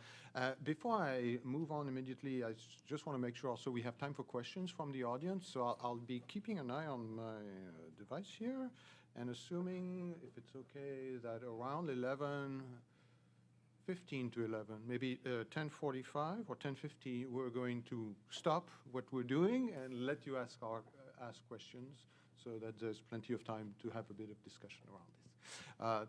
But before we do that, we're going to hear from Stefania on essentially how do you propose we approach the problem that we're facing, that Anastasia and Scott have described. Well, first of all, actually, I was quite surprised because we all acknowledge this lack of tools for creating procedural sounds that are suitable.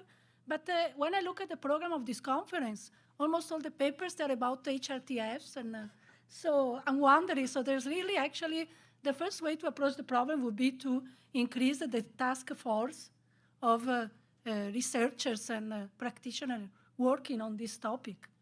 So, because there are so many elements, like we talked about, there are so many phenomena in the world, and if we talk about like physics-based simulation, there's been a lot of work actually, mostly in the musical instruments simulation community, and that is mostly because we understand very well the equations of a string, for example. We understand it very well, so we can simulate it nicely, and many software developer companies working on string or musical instruments, they adopt physical models, and they are quite popular. But when we look at everyday sounds, so we can acknowledge that there is, like also Anastasia discussed, there is the action and there is the object. So it's nice for the object itself. For example, if we strike the key of a piano, it is the same as hitting, for example, with a foot on the floor. So there are some analogies between the way we excite object in the world and way we excite object as musical instruments. So we can learn from the musical instrument and bring it to the everyday objects community. But then again, we have so many physical phenomena. We have fluids, we have solids, we have, as we said, continuous excitation, we have discrete excitation. And also, I mean, I know some tools, mostly academics, that they have this combination of many everyday sounds, but they are absolutely unusable, talking about user experience and user interface. So no sound designer would be able to take them and do something meaningful with them, only if you are the developer or his or her friend. And on top of that, of course, there is all the issue of the action. So when we are working in virtual reality, the way we act affect how the sound is produced. So there is the whole interaction component and the way that the continuous interaction changes the sound itself. So there are many elements that are very important to be addressed in order to have a solid palette of, so it's a very big endeavor to have a tool that creates all these procedural sounds. It would be great, of course, but I think we need more people working on it. Yeah. If I can add to that also, it actually goes beyond that, right? It goes to physics engines in game engine, right? For example, if you take Unity, and let's say we want to make a ball that bounces, and it's a fake ball, virtual ball, and you bounce it in your room, and you can bounce it on a hardwood floor, or you can bounce it on a carpet. And yes, we can model the right sound, hypothetically figure out, okay, that's carpet, it's soft, and the hardwood is hard, and the ball will make, the appropriate sound, but the ball will not, it will bounce back exactly the same on the hardwood, visually. It will have exactly the same amount of bounce, because, say, physics engines in Unity, it's not actually accurate physics simulation. It doesn't take into account the physical materials in the world. So then you have this kind of incongruence when the ball hits the carpet and makes a very soft sound, but it bounces back exactly as high as it would on a floor. So I should need to start from physics simulation that is accurate and then bring it into the audio simulation. So the two actually matches, like the way the ball will deform and the way it will bounce should match the sound that it makes. Very small problem. So we have the need for physical modeling, and what you're suggesting, Anastasia, is that the physical modeling engines drive the generation of the sounds. What makes sense in terms of the events, but also the parameters of the sounds that are generated. Can we continue with the assumptions that we've had, the assumption that we've had in game engines, where we'll generate one sound and then spatialize that, or is that going to be practical, or are we going to have the physical engines deal with the whole thing, including the spatialization and the propagation in the space? Are there some limitations that we should be aware of, where if we take that approach where we synthesize the sound and then we spatialize them with a separate engine, we're still not going to meet the expectation? What if the sound is not a point source? I was going to say, yeah, there's rich metadata that needs to come along for us to have compelling simulation. And it's bidirectional, by the way. Like, that's one of the other interesting things about AR that we haven't even talked about here is in video games, it's a closed system. In augmented reality, you have the input of the fact that I am in this space. And, there are potentially exemplars of, I knocked on this table, now we've got some information about how this table actually sounds. The sound that we play of the ping pong ball bouncing off that table better match that. So now I am part of the input and part of the modeling as well. So we need to bring the egocentric, we need to bring the person who's experiencing these procedural sounds. They are now part of the input as well, and they will be able to match and they will be able to discern if the sounds are not matching because they're in the real space and their brain is able to pretty readily say that is not in this space with me, and that's not compelling. So that's something else completely separate that we need to be thinking about as well as how do we take this, how do we create this input, and how do we create a system where, you know, based on where I am, the sound matches my environment directly. It's not just about, you know, object detection. It's about sort of acoustic matching. It's about, you know, I walk into a space and I clear my throat, and wow, that's enough information for, you know, the system to have some sense of the RT60 of the room and to be able to start to build and match, you know, where sounds are actually presented. Magic, or just magic. Magic works too. So what I'm understanding is that the level of detail or accuracy or correctness that's going to be expected in AR is going to be much higher maybe than in game or in VR, because you can actually compare what's being presented to you to what you can create yourself. But yes, perceptually higher, but potentially mathematically much lower, because we will tolerate and we will say, yeah, that sounds plausible. And I think plausibility is much more important in augmented reality than correctness from a mathematical perspective. That's great. That's a great clarification. So, what do we know about? Stefania, you were talking about the need to have basically resources and people behind the research to generate these sounds. But what can we tell the community about how much accuracy and correctness is needed to get a convincing experience? Yeah, I mean, that's a very good point, especially considering the way like psychoacoustics has been acting with the listening test, where you just sit at your booth, you just listen at the sound in a static environment, and you compare, for example, a recorded with a procedural simulated one. And that is not needed. And that is not what we are interested here, where, of course, again, the motion, the person is moving, there is all the visual components, there are many aspects that can kind of fool the audio. And we don't really have proper tools to measure actually the level of plausibility that is needed. And of course, it depends a lot on many things, on the context, on the environment we are simulating, on the amount of sound sources there are. So it's very hard to give one answer that fits all. It's on the distraction of other sonic elements that can capture your attention and not make you realize that the simulation is not that accurate. So there are too many elements to. So it seems that in augmented reality, it's going to be really difficult to circumvent the need to assess the performance in the actual application, because so much can influence the validity of the experience. And we, as Anastasia mentioned, the user experience is what matters in the end here. So all the assessments we could make that are very theoretical could not be that useful to the community in the end.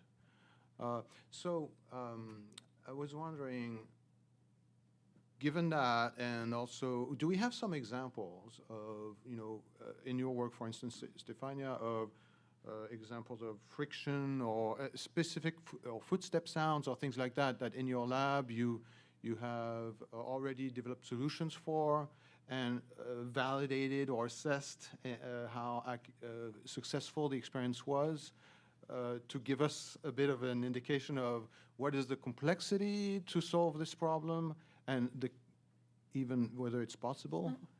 I mean, since you mentioned footstep sounds, we had some years ago an European project that was called precisely Natural Interactive Walking, which was about simulating the sound and also the haptic sensation of walking in virtual environments.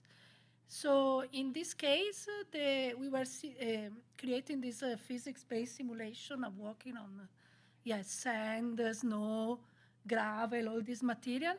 What we were assessing is, the most basic one was if people could recognize the surface they were walking on, which doesn't say anything about the quality of the simulation, obviously. And then also the coherence with so we could see that the soundscape had a strong effect, because without any context, if you walk in a lab, if you walk on gravel or sand, they almost sound, or snow, let's say, and creaky snow and gravel, they might sound the same, but when you have the context, for example, of the the woods or the. So that is very important. Obviously, also the visual context, but that is kind of a given. So we were, but again, so that was assessing from the point of view of the user, walking around the lab and being exposed to these different sounds of different footsteps. But it is not from the perspective of the sound designer who has to use this engine and create this simulation in a way that makes her justify not recording herself.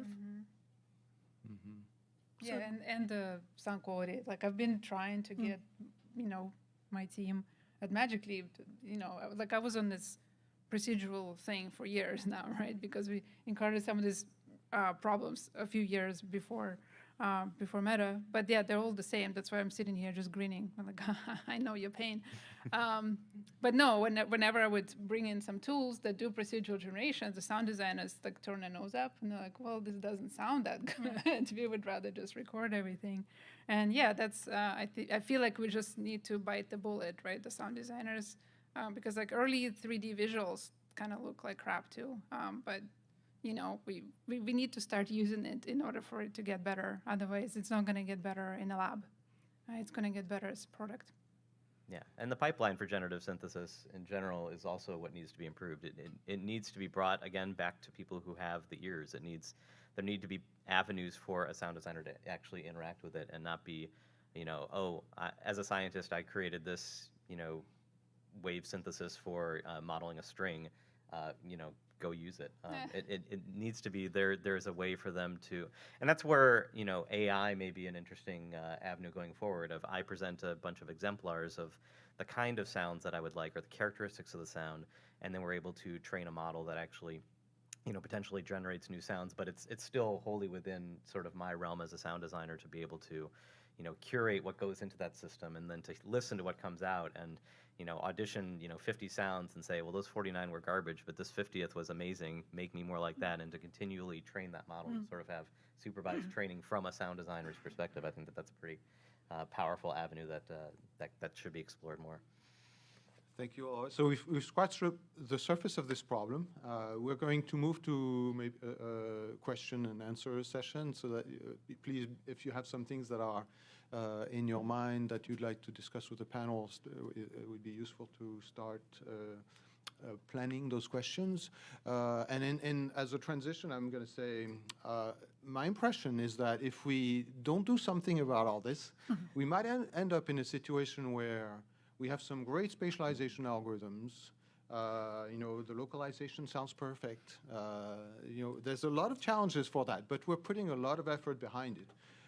Where even the room acoustics match the room where we are, so it could be convincing. But the sounds that feed that system sound like cartoonish. So best case cartoonish. That would not be the worst thing if they were just cartoonish. Just wrong, wrong. Yeah, is a sorry. problem. Cartoonish is maybe too negative. Yeah. But I'm sort of on purpose making it sound worse than it is. But it's a big problem for our community. So that's going to be my effort to give a transition to a Q&A section of this session. So please feel free to go to the microphone and bring us your question. 1, 2, 1, 2. Am I on? Kind of. Not loud enough, then. No, just kidding. So your talk about procedural sound generation piques my interest as a sound designer for many years in the game industry. What you said about sound designers sort of turning their noses up at procedural sound, the best string modeled, the procedural sound of the string still sounds like, the crappiest guitar that you would find at Guitar Center, right? And not so. It's gotten much better, but it seems to me that it would hinge on the tools that for sound designers, not that we're stupid, but we're not scientists, and we're like artists, where if the tools have a threshold of that's just too painful, we won't use them. So the idea of tools that were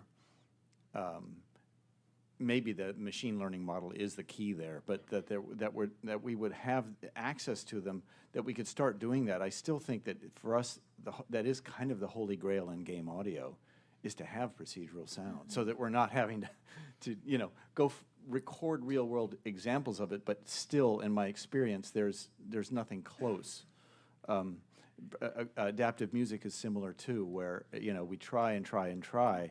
And it's like, if you really want something to sound good, just go and listen to a chamber group actually play something. Yeah.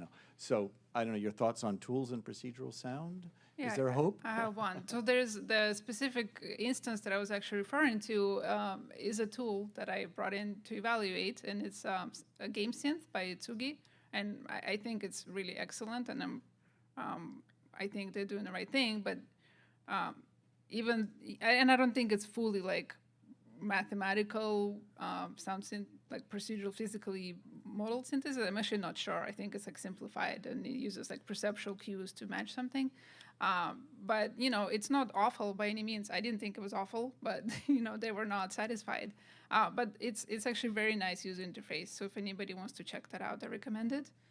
And I forgot what else I was gonna say. It's gone. No, that's it. Tsugi. Yeah. Did you wanna? Okay, thanks. So I just came from SIGGRAPH, the premier computer graphics conference. And in that venue, they have done some impressive work on contact sounds and fluid sounds. So maybe worth checking. But they are now moving to modern machine learning methods, and especially the GANs. They are impressive tools. So how do you see the future of machine learning in sound synthesis? Well, I mean, like I said before, I think that it's a pretty strong avenue to be pursued. I think people have created enormous collections of sounds, and to use those as exemplars to train ML systems, I think is a natural way to go. The question is, are you going to get things that are interesting out of that, or is it just going to be sort of digital mush and sort of, so that's it's balancing sort of the technology with the aesthetics. And then we talked a little bit earlier on, but the resourcing, I think, is also the huge challenge of needing to have all of these different variants available just in time. And how do you do that on effectively mobile processors with mobile amounts of storage, or fine, it's in the cloud, but hey, that's 500 milliseconds too late for me to actually play that ping pong ball hitting the table. So that, I think, is the other part of the challenge, is how do you take these systems, either shrink them down to be able to run locally, or figure out other strategies to sort of overcome the latency and the real-time processing and the infinite compute concerns that you otherwise have to make every possible sound in every possible environment from every possible perspective. So, yeah, I would almost say I'm not sure if like generating just discrete sound effects by the machine learning may not be the way to go, but maybe if it was like generating a model, and then that model gets used and like excited in real time with physical interactions. Yeah, there is also lots of work on estimating parameters, like you were saying, for physical models, or for synthesis models in general, because one thing, of course, is the model. The other thing is the input data that you give to it. And machine learning is a viable way to estimate the right parameters. Yeah. Great question. Thank you. Question? Okay, thanks. So I like, my background was initially music, and then now I kind of worked mostly on like hardcore acoustic scattering for spatial audio. That's kind of like, I think I guess my question is, I feel like a little bit of there's like a cognitive dissonance sometimes in this discussion, because in one side we want to create experiences that are engaging, but at the same time we want something to be realistic. The truth is reality sometimes is extremely boring. Yes. Or sounds terrible. Yes. Exactly. And so, like, for example, I've spent hours listening to a cube, like rotating a cube in front of me and listening to the scattering of that. And I'm like, oh, well, this is a great concept. I've always wanted to do that. But the actual experience is like, meh. And so I think there's something missing in the idea of that we want something procedural. Do we want it to be aesthetically biased or not? Because I think the whole point of VR is becoming this curated reality. I guess in a way of virtual reality, you're creating some curated version of that. But then what's the value of that? And we're determining the experience in a certain way. So I don't know. It's kind of a, I don't know. It works for graphics, right? Like the graphics rendering is all modeled. The hair and cloth, the texture, and all of that, they are models. They don't have to be necessarily like super accurate, physically driven, like completely mathematically like generated. But the point is that the sound is modeled. Like it describes of how the sound will behave when it's excited in certain ways, and maybe that matches the actual like physical properties. But yes, like I think we already kind of mentioned that sound designers should also have creative freedom to tweak those parameters and take them to 11. Yeah, sure, but then the question is kind of goes beyond that. It's the idea for like in terms of the experience, the freedom of the user, because it's like it's the classic thing like you're experiencing something, you're like, oh, is somebody else deciding this for me? So am I really experiencing that? How free am I in the way? So I mean, I kind of like this idea of listening to something that sounds bad, even though it's somewhat based on a set of rules that I'm free to work with. So I think that at some point I'm interested as to how far we can go with a virtual reality that is so biased. Yeah. So I don't know. It's kind of I don't think there's an answer there, but at some point, yeah, we have to let go of things that sound good. But of course, it depends a lot on the application, right? Yeah, I mean, yeah, for sure. Yeah, I mean, it's a huge spectrum from aesthetically pleasing and compelling and immersive to, no, it's realistic and potentially dull and boring, or like I said before, sounds terrible. And I think a lot of the work of the people here strives towards the former of making it sound, the best that it can to give people the emotional impact that it can as a sound designer. And then for the people who are here who are more, sort of more scientifically focused, it's more the latter. I want it to sound exactly the way that it would sound in that room, even though there's a terrible bass trap and it sounds like total garbage. So being able to have that slider and being able to go between those two based on the exact use case and what we're trying to communicate. If we're trying to sort of present an overlay for the real world and we really want sounds that are anchored in that real world, sometimes, yeah, we want them to sound as boring as the real world. If we're trying to give people an emotional story, if we're trying to guide them through an experience, teach them something, give them some empathy, then sometimes hyper accelerating some of those and giving people those more advanced cues that may not sound strictly correct, but sound really good, it's useful to have that. So I think there's always going to be a place for both ends of that spectrum, and most of our experiences will meet somewhere in the middle. yeah, there are many good examples with like electroacoustic music composers that they take these simulations and they really like precisely that, not to recreate reality, but to create sounds that do not exist in reality, because otherwise, I mean, exactly for them, it might as well use the real sound instead of having the simulation. So it's definitely something interesting also in VR. Yeah. Yeah, it's great to be able to be driven by the rules of physics so that we can just go and totally break them at some point in the future if we want to. It gives also creators the chance to start from something that it's not already biased. Yeah, and understood, because otherwise it's something completely ungraspable. So they understand some principle, but then they can break them. Yeah. One thought that comes to mind as I hear this discussion is also that in many applications, like many of the ones that Anastasia described, the top requirement is going to be that the sounds are not distracting. Yeah, also. They're natural enough that they are not distracting, and that they could have been sounds that were generated by something that's there in the environment. Yeah. So creativity is great, but there are many applications where not distracting the user is going to be important. But right? For example, though, in the pain management, they should be distracting, so the person doesn't feel the pain. So there is also the other. Yeah. So it's really case dependent. Yeah. We have a bit more time, so we can go to the other side of the room.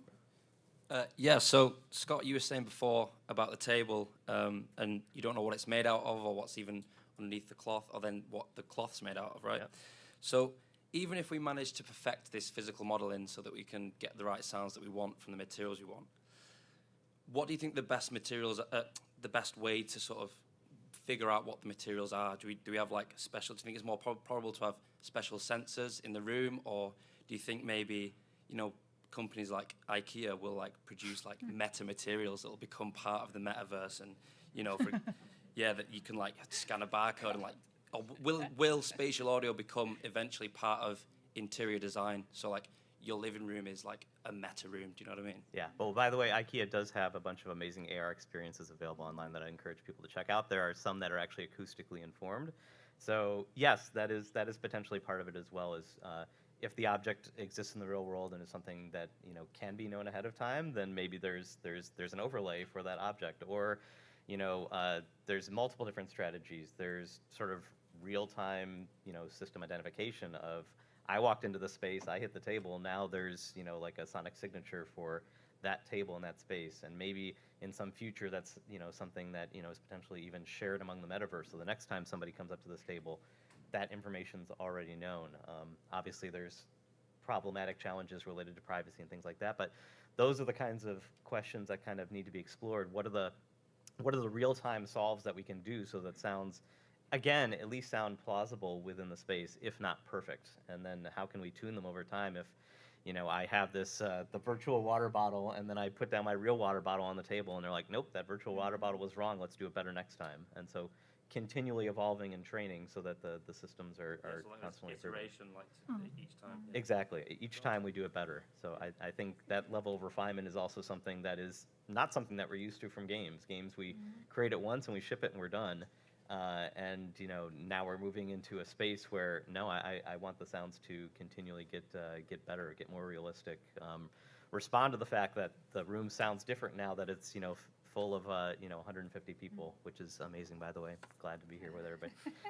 But like that also is the kinds of things that are being sort of dynamically changing. And so our systems need to be much more dynamic. And all the parameters that go into that as well. It's going to be extra challenging. Cool. Thank you. Thanks. All right. More time? Yeah, Hi. we're good? Yeah, okay, cool. So obviously, like, sound is physics, and there's these rules underlying everything that, you know, this is leading toward a place of, like, simulation for the reality portion of, you know, the XR. But, like, how do you see leveraging this technology for sounds that have no realistic corollary, like entirely creative experiences, kind of more dealing with games and, you know, more creative VR experiences versus simulation of reality? And like, how do you see leveraging this technology for that and balancing that with the physical simulation aspect? Yeah, I mean, that's one of the great strategies that we use for games today. In VR, if you have heads-up display sounds or sounds that are meant to be sort of in your personal space, then having something that is synthetic and that is not related to the rest of the world, implicitly your lizard brain says, oh, that's not a real sound. It's probably something that's giving me information rather than being part of this sort of overall simulation. So we're already taking advantage of some of those assumptions and the ways that, you know, real versus sounds that could never possibly exist in the real world can be presented.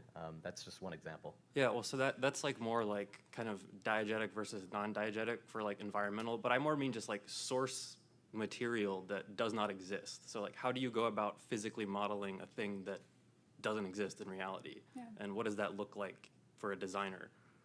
Yeah, I mean, if you have I think if you have a classification system of how is the sound creates, like it has some parameters, and you have a model, and then, like I said, the sound designer can set some parameter to 11 or 11 billion, you know, to unrealistic thing, and it should theoretically change the sound, right? I mean, it's, you know, kind of like your plugins, your like audio plugins work. You just start tweaking the knobs and something crazy happens.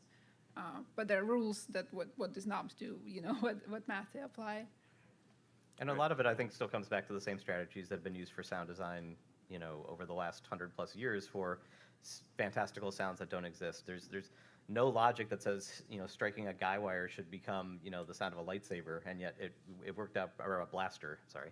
Wrong Star Wars reference, but you know, that was something that just was experimented with, and using, you know, sort of sounds from the real world to create fantastical sounds is a strategy, but also creating sounds completely synthetic using some of the tools that we've talked about earlier, I think is another great strategy for making sounds that could never possibly, like I said, be created organically. So. Okay, cool. Thank you. More time? Okay. So I was hoping in my time I was waiting here, I could put my thoughts into one cohesive good question for you. But what I have swimming around in my head is especially a point that Anastasia made in her one of her slides talking about augmented reality and thinking about how plausibility or congruency of a sound may have competing alternatives depending on the application. If, for example, localization of a sound source might be more important, kind of where you might think about drawing the line between plausibility of that sound source versus the, say, artificially augmenting the spectral content of it so it can be more easily spotted. And of course, putting into that argument also is that familiarity is something that also helps helps with localization as well. But I know in our space, I may be asked to generate sounds to help a deployed soldier out in the field to understand where a sound generator might be, and I might have to give them a sound that doesn't sound like a sound generator in order for them to do that. But Yeah, no, that's fair. That makes sense. I mean, from my experience working at ARIA Research right now, where will be, it's an AR wearable device that it understands the world, and we try to understand things about objects and people and things and sonify them. I don't think we actually want it to sound like real reality, because we want to have that difference, like, oh, this is coming from ARIA. Exactly what you said about the heads-up thing. So yeah, it depends on the application. I think, yeah, that's it. Sorry. Yeah. Good point.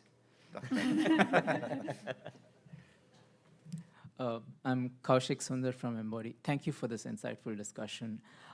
My question is related to the evaluation of this whole framework, right? Like we earlier discussed, like traditional evaluation frameworks, just sitting in a lab on a headphone, having these localization studies where what kind of the ground truth is. You know that the sound source is coming from here, and you evaluate against these perfect scenarios. But in this scenario, in this framework, right, since the whole thing is interactive and a lot of uncertainties, you don't know what the user would do. How do you evaluate this whole thing in a controlled setup? Like as a researcher, that's what I'm thinking here. Like how do we, because at the end of the day, like you said, you do these evaluations, you get some feedback, you're going to go back and tweak your sound synthesis model, and then that's the loop we want to close. So what thoughts do you have on like what and also just to add to it, like what are the different parameters? Like you have localization, you have congruency, plausibility, and this gentleman talked about the familiarity of the sounds. Some sounds are familiar for me versus for the other person it's not.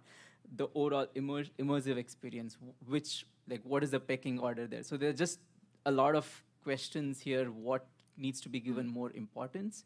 So yeah, just what are your thoughts on that?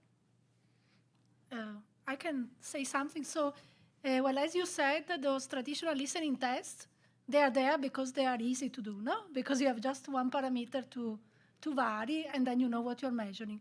Here, I mean, there's really not an answer to that because, as you said, there are so many things. So first of all, you should identify what you're trying to find out. Are you looking if the way you interact with the sound is plausible and it's... or are you looking at the sound quality? Then you can keep the other. But it's very hard, again, to keep all the parameters but one because, again, the person moves in different ways. So more maybe qualitative studies have more sense. So on the experience, so asking the person to interact with the simulation and then maybe compare different sounds that you created and ask them to choose which one they prefer.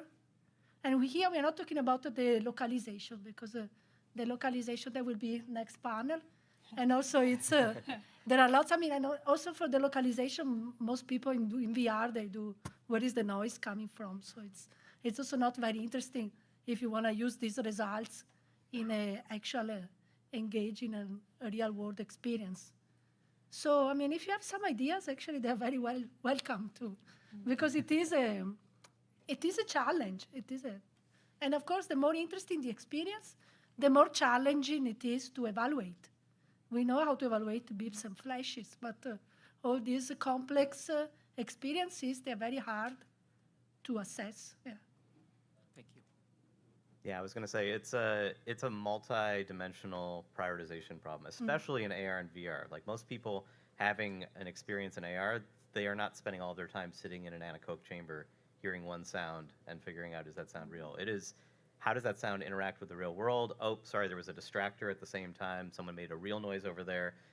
Am I able to separate it, distinguish it? Do I need to be able to separate, distinguish it? So like, it's very complex. A lot of the strategies that we use to try and assess is sort of longer term diarization and sort of figuring out, you know, over the course of a day, did this work well for you, rather than stimulus by stimulus. We need to meet in the middle, and we need to do a lot more sort of complex sound scene analysis, and not just about like the single sound with no other context.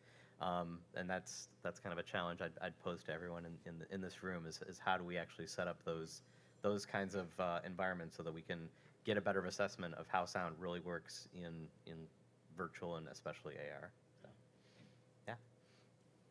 Okay, do we have time for 2 more questions? I'm looking at the chair. Maybe one more. One more?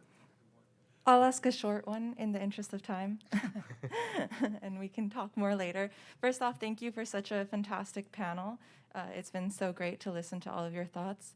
My question was about something you mentioned, Stefania, on the perception of footsteps in different using different kinds of sounds, haptics, and spatialization. And I was wondering whether you had any more results, or if anyone else has any results or thoughts on the use of haptics to perhaps compensate or be serve as a multimodal bolstering of perhaps the shortcomings of some other procedural sound synthesis. Yeah, I mean, that's a very good question. Haptics is all a different field that also connected to, I mean, in this case, we are talking about footsteps, but also in looking at the interactive, input devices for, especially for VR, we are still using this clumsy joystick, right? It's not at all the same way as we naturally interact with the world. So, I mean, having a good haptic feedback, that also could be a way to compensate, especially for action sounds. I mean, when I touch this table, I feel the material. I don't just hear the sound. It's not the same as touching it through a probe.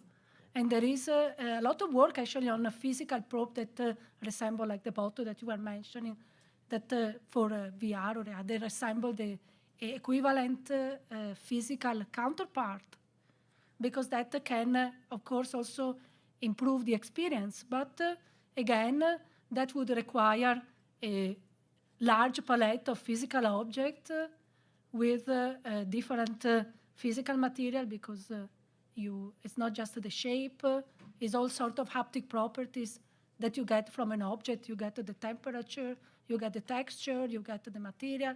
So from a physical object, you get so much physical properties that they need to be reproduced in VR, either digitally, which is not that easy, or with actually the physical object itself. So it's definitely a way to improve the plausibility and the sense of presence.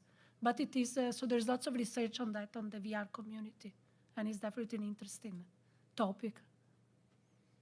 Thank you. Thank you for all your questions. So we've reached the end of this session. The panel, any final thoughts on the panel, or should we just leave it at this?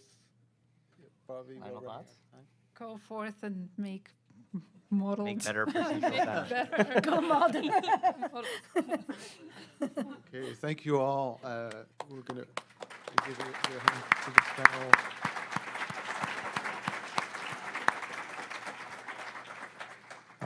All right. Thank you for a great panel. We're going to take a little break. There's coffee in the cafeteria. Help yourself. We will try to start sharp at 11:30 to get back on track. I just wanted to make a quick mention of papers. We had a great number of submissions for this conference. We have a total of 46 papers that are being presented and published in this event. Great thanks to our papers co-chair, David Alon and Hannes Gamper. If you want to see the papers, they are all available on the AES website. If you go to the eLibrary landing page, the easiest is there's an area there that says what's new, and there's a link for AVAR. If you click there, you'll automatically get the 46 papers. So please check them out. The paper presentations will be in the room next door called Michelangelo, and the workshops will be in this room, again, starting at 11:30. See you soon.